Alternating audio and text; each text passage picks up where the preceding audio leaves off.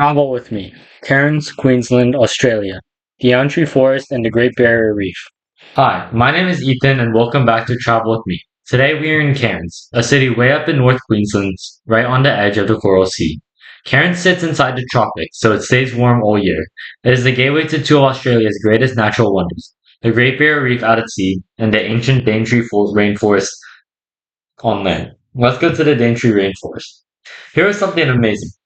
Most places on Earth have either a beach or a rainforest, but in Cairns they meet. The Daintree is thought to be around 180 million years old, which means it was already growing when dinosaurs walked the Earth. It is one of the oldest living rainforests on the whole planet, and it tumbles right down to the sea. This long flat beach is lined with tall swaying trees. Beaches like this one stretch for miles, all the way north toward the town called Port Douglas. Even at Endless Beach, there was so much to discover.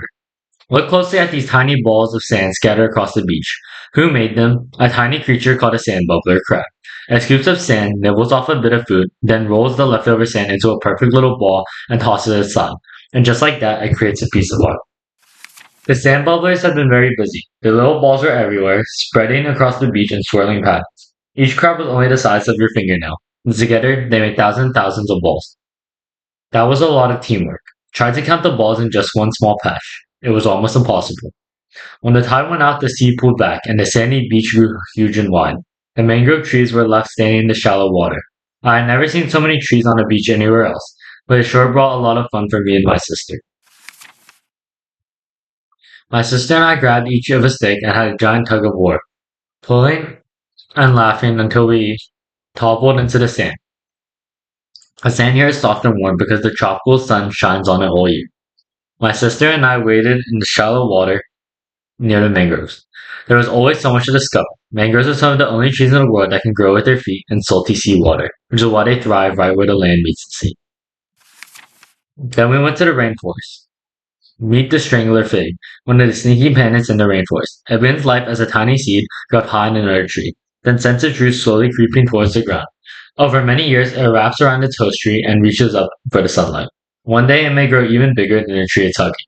The rainforest is bursting with amazing tropical flowers in shapes and colors you might never have seen before. Bright birds and busy insects drink their sweet nectar and carry pollen from flower to flower, helping new plants grow. And you see how different these blooms are from the flowers in your garden at home? Some more amazing tropical flowers.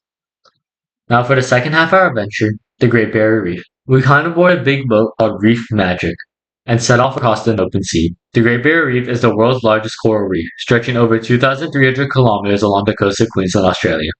It's so big it can be seen from space, and it's all built by billions of tiny animals called coral polyps. My sister and I were snorkeling when we looked down through the water. This is what we saw, coral everywhere. Each little bump and branch is a home for a tiny coral animal living inside.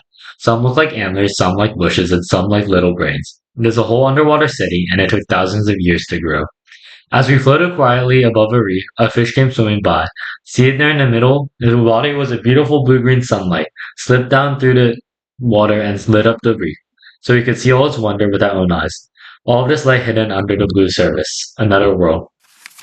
A few more pictures from our underwater adventure, but this is only a tiny, tiny bit of what we saw. The reef is such a wonderful place. It is not just one fish here and there. Whole schools of fish come swimming by together, but of course, it's not always safe. There are sea urchins covered in shark spikes, and sometimes dangerous animals too. So you always be careful underwater.